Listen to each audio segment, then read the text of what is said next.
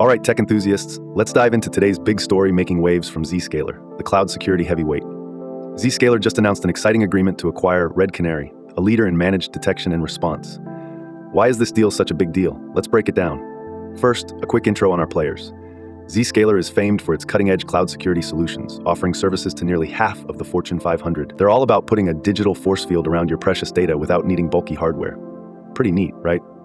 Red Canary, on the flip side, boasts over a decade of experience in security operations, squeezing every bit out of their tech to sniff out threats faster than you can say cyber attack. So what happens when you mix the giants of cloud security with the nimble reflexes of MDR? You get a superhero team-up of monumental scales. This acquisition is all about pairing Zscaler's vast data treasure chest, thanks to operating the world's largest security cloud, with Red Canary's prowess in threat detection and response. Combine that with some agentic AI, and you're looking at a supersonic security operations center that people will talk about at IT conferences for years to come. Both CEOs, Jay Chaudhry from Zscaler and Brian Beyer from Red Canary, are on the same page. It's an epic saga about vastly improving how threats are detected, analyzed, and managed. Imagine Red Canary's capabilities jet-booted into Zscaler's zero-trust platform, zipping through endpoints, networks, and cloud workloads with smooth AI workflows and human expertise. The integration promises to mitigate common security woes, missed signals, outdated threat analysis. Not on this watch. Speed, accuracy, and efficiency are the name of the game, helping security teams save the day with their capes billowing behind them. Zscaler's grip on almost half of the Fortune 500 gets tighter with this acquisition, expanding its offering to detect threats with a precision previously only dreamed of. From managing cloud vulnerabilities to troubleshooting network hiccups, this new unified approach looks set to spearhead innovative breakthroughs in AI-driven threat mitigation.